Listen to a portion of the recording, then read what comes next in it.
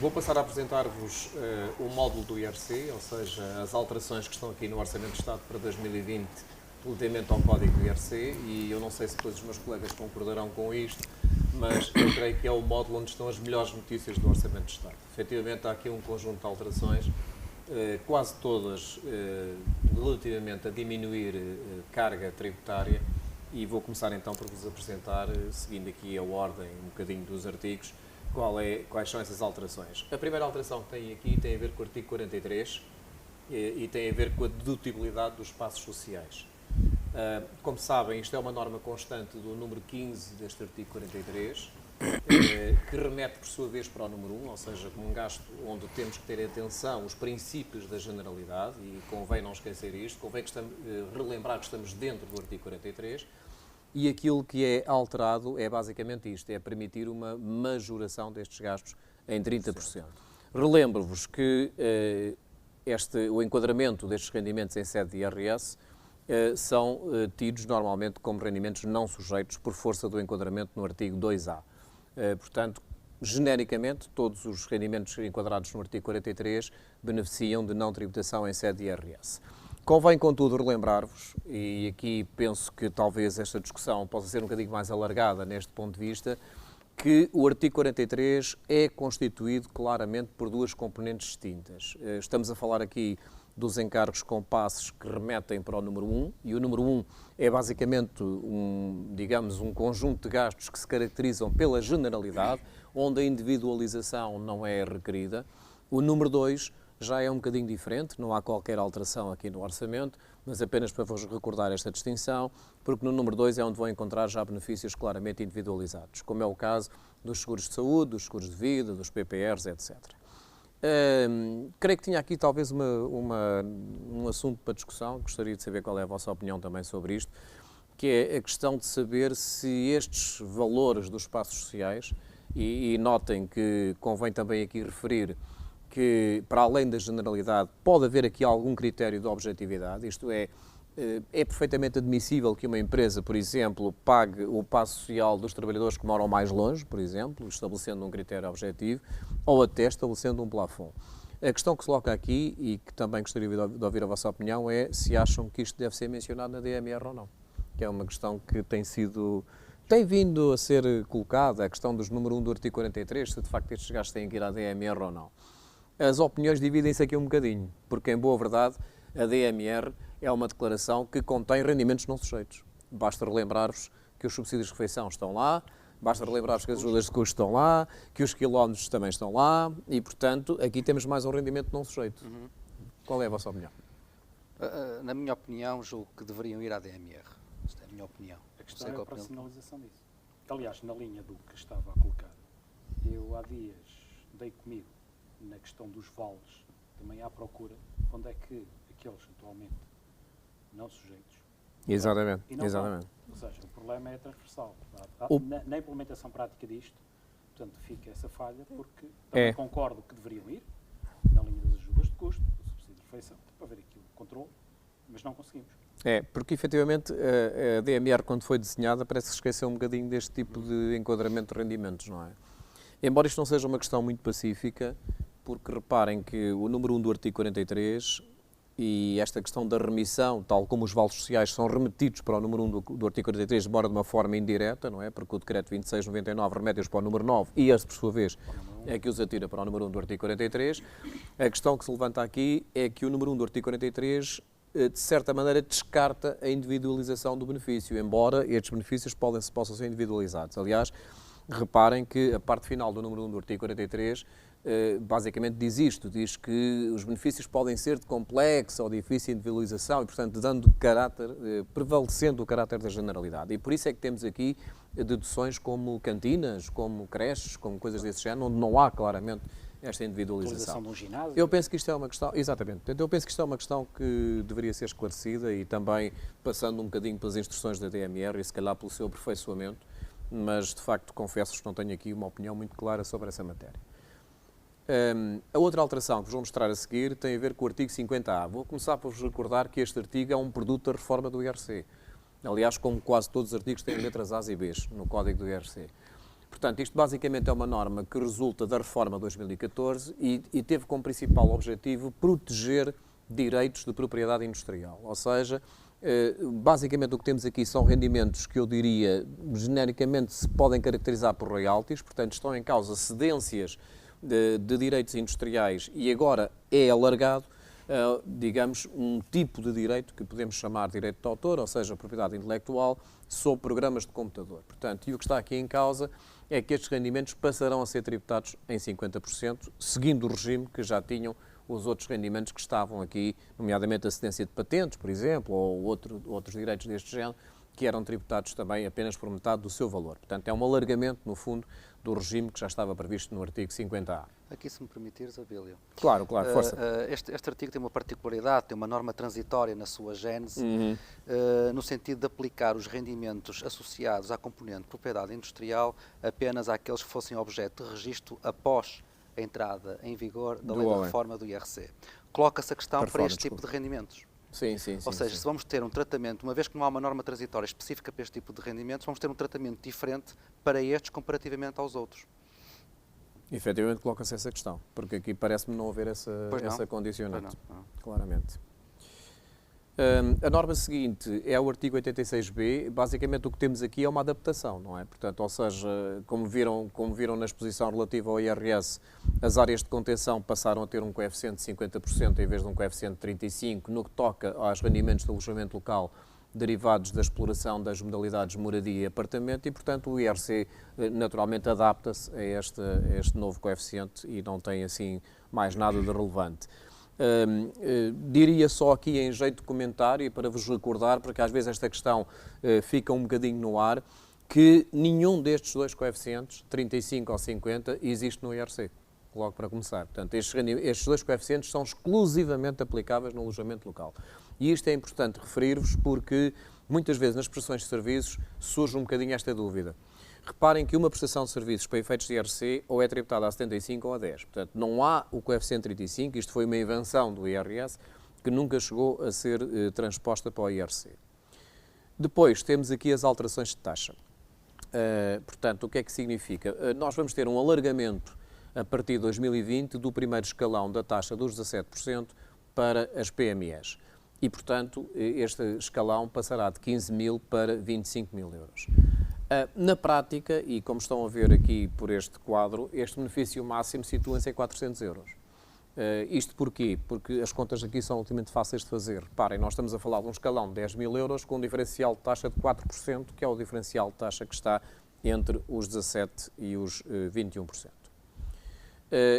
Esta alteração é acompanhada de uma alteração do artigo 41b dos Estatutos de Benefícios Fiscais, que tem a ver com a mesma taxa de IRC, mas aplicável às PMEs que estão nos territórios de interior. Como sabem, estes territórios considerados de interior estão definidos na Portaria 208/2017, de 13 de julho.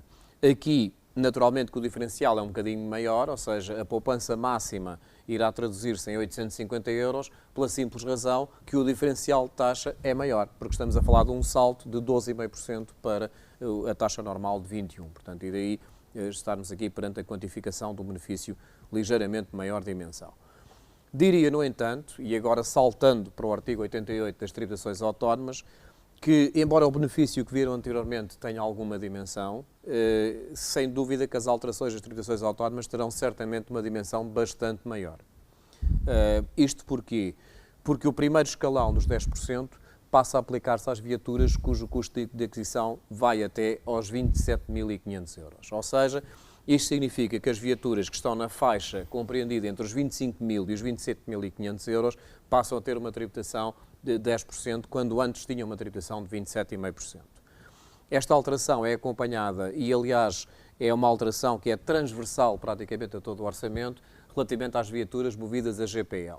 Isto tem a ver com uma das medidas de política fiscal do orçamento. Este orçamento tem basicamente 4 grandes eixos de medida de política fiscal e um desses eixos tem a ver com a política ambiental e, portanto, todos os veículos que são movidos a GPL perderam basicamente quase todos os benefícios. Diria que não perderam todos porque, se calhar, o legislador esqueceu-se de algumas coisas, nomeadamente no que diz respeito à parte das depreciações. E, portanto, os veículos a GPL saem das taxas reduzidas que tinham e passam para as taxas normais, e esta alteração é acompanhada de uma alteração relacionada com o primeiro escalão dos 10%, que passa para os 27.500 euros. Esta alteração tem, de facto, bastante mais impacto, é uma questão de contas, como certamente irão fazer várias simulações e chegarão a esta conclusão. Coloca-se aqui uma questão sobre o mecanismo de entrada em vigor desta norma. Ou seja, basicamente a questão que se pode colocar aqui é se esta nova taxa, entre aspas, dos 10%, já é aplicável a viaturas que tenham sido adquiridas antes da entrada em vigor do orçamento. Não havendo aqui uma norma transitória, e portanto não havendo uma norma transitória, é meu entendimento que esta nova taxa será aplicável aos gastos suportados a partir de 2020, inclusive, independentemente do ano de aquisição da viatura. O ano de aquisição da viatura não pode estar aqui em causa, porque reparem, convém relembrar-vos que sempre que há uma alteração, e quando falamos do Orçamento do Estado, isto é sempre muito importante, não esquecermos aqui a aplicação do artigo 12 da Lei Geral Tributária, que é o artigo que norteia, digamos, tudo aquilo que são as orientações sobre a entrada em vigor da lei no tempo.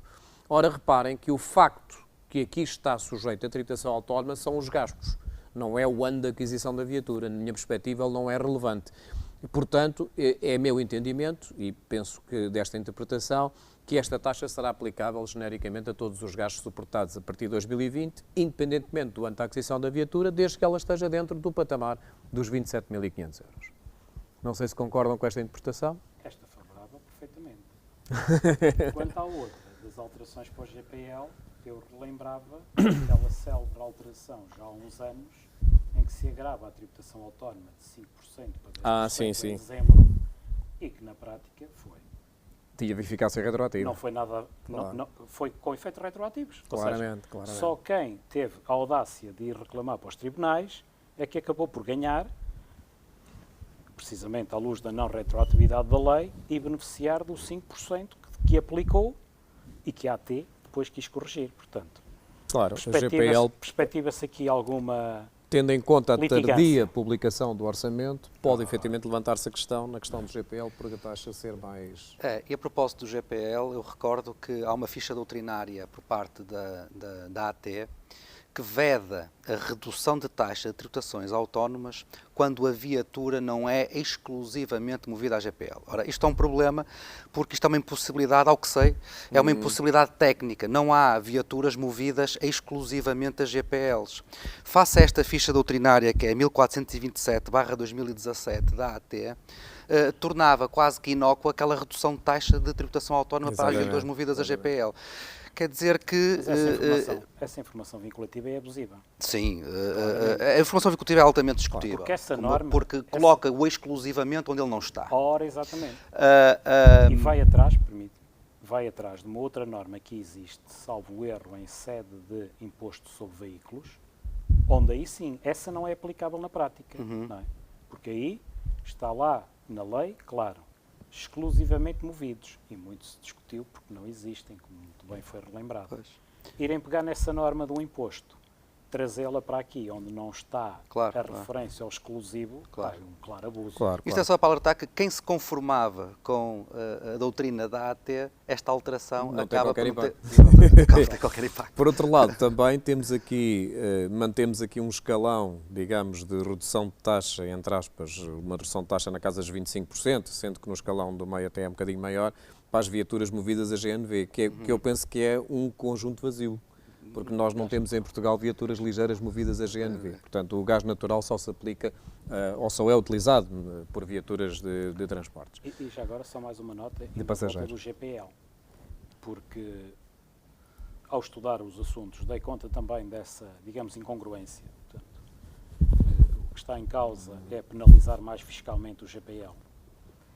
E já referiu a questão da limitação das viaturas, das depreciações, mas também me intrigou, e isto é já uma ponte depois para o tema do colega Rui a seguir, mas em IVA, o GPL continuou com a dedução de IVA que lhe estava atribuída. Portanto, ou seja, a penalização foi focada aqui na tributação autónoma. Exatamente. E se isto queria ser uma política consistente para viaturas movidas a GPL, fazia sentido que abrangesse quer as depreciações em IRC, quer a questão do IVA. Sem dúvida. Sim, A ideia é que aí exatamente. os benefícios fiscais e o IRC não estão em harmonia com Não estão. o artigo 21 do Código do IVA.